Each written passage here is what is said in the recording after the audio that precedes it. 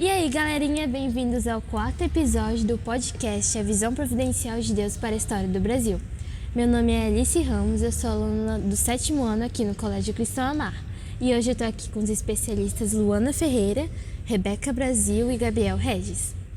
Então, nos episódios passados a gente falou de como que foi o trajeto para que as Américas, inclusive o Brasil, fossem descobertos. A gente também falou de como que foi a exploração aqui no Brasil e como que a nossa terra foi governada pela coroa portuguesa. E no último episódio eles falaram sobre João Ferreira de Almeida, que traduziu a Bíblia para o português. E no episódio de hoje a gente vai falar sobre a formação da língua portuguesa. Então a gente vai fazer uma busca histórica e geográfica para a gente falar desde a origem da língua até chegar no Brasil nos dias de hoje. Então, Luana, fala pra gente de que língua portuguesa se originou, onde que essa língua era falada e como que ela se espalhou pelo mundo. A língua portuguesa tem sua origem do latim, língua falada pelo povo romano, que se localizava-se na Península Itálica, que se chamava Lácio. A transformação do latim em língua portuguesa aconteceu por meio de conflitos e transformações político-histórico-geográficas desse povo.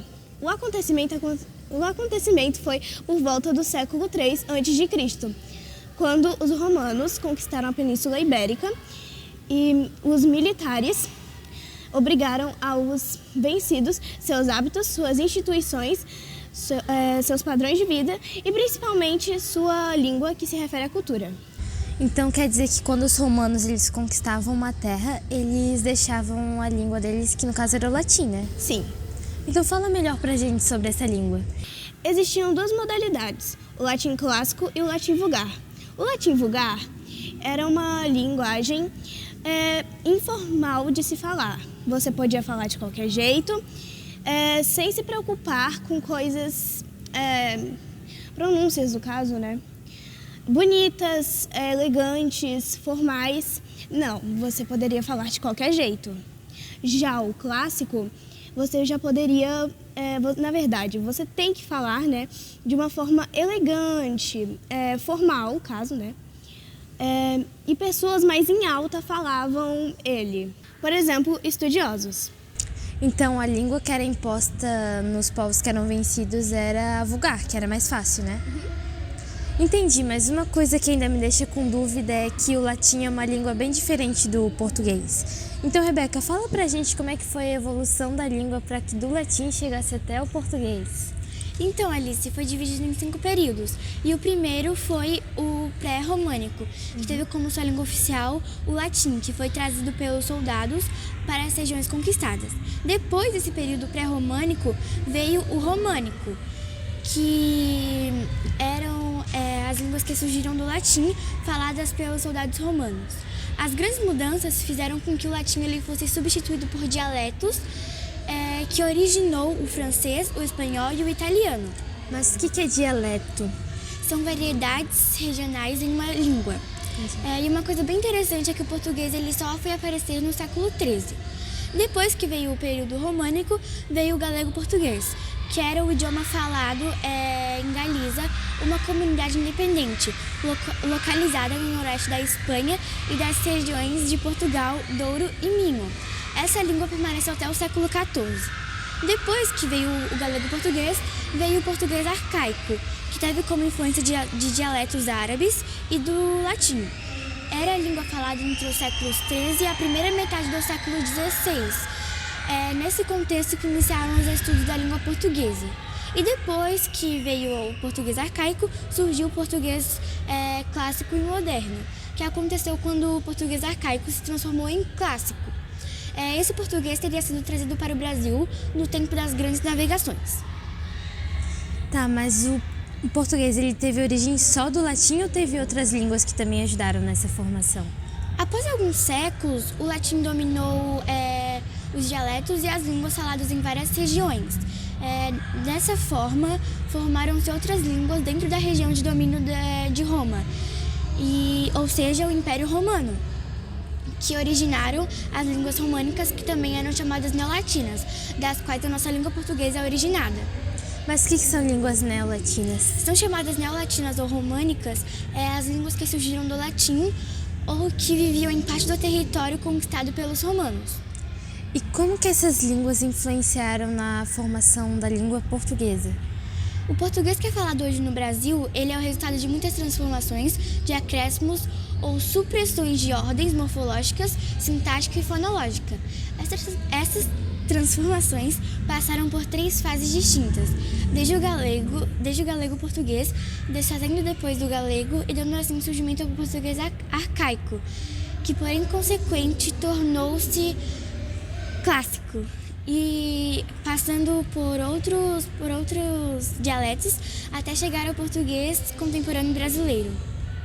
Então, uma coisa que a gente já aprendeu é que os portugueses que descobriram o Brasil, e quando eles chegaram, os índios estavam aqui. Então, Gabriel, fala pra gente como é que eles fizeram para que os índios começassem a falar o português, que era uma língua tão diferente.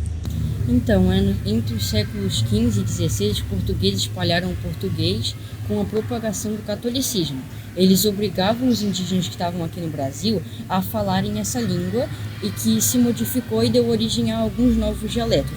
Mesmo assim, ainda foi difícil para que o português ele se fixasse aqui no território brasileiro.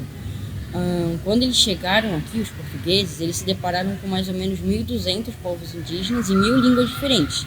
Daí, eles proibiram a língua dos indígenas e puseram o português como língua oficial daqui. Então quando os portugueses chegaram, os índios estavam aqui. Mas depois de um tempo, eles trouxeram os africanos como escravos aqui para o Brasil.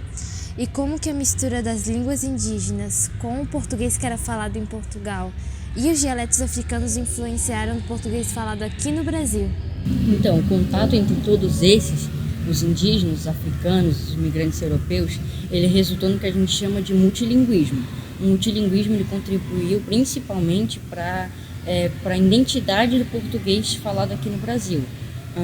Ele contribuiu, por exemplo, também para a forma de linguagem nas manifestações religiosas africanas.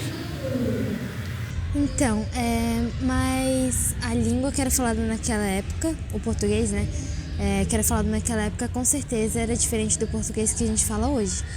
Então, por quais processos que ele passou para ter essa mudança? Ele passou por 4 principais processos. O primeiro, ele vai desde a colonização até a saída dos holandeses do Brasil em 1654. O segundo vai desde essa saída até a chegada da família real aqui no Brasil em 1808. O terceiro vai daí até a independência do Brasil em 1822. E o quarto e último vai desde 1826 até a transformação da língua do colonizador para a língua da nação brasileira. Mas e nos dias de hoje? É só o Brasil que fala o português ou tem outros países que também falam essa língua? Na verdade, ele é adotado por 230 milhões de pessoas, é o 8º idioma mais falado do mundo e está presente em 4 dos continentes.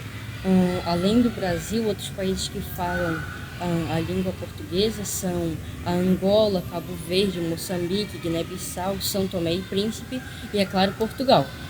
Ele é hoje a segunda língua de alguns países da África, alguns países da América, além de Macau e Goa. Mas que legal saber que além do Brasil, vários países falam português. Então eu acho que foi isso. Foi muito bom aprender mais sobre a nossa língua e espero que vocês tenham gostado. Então deixe seu like, se inscreve aqui no canal e até o próximo episódio. Tchau!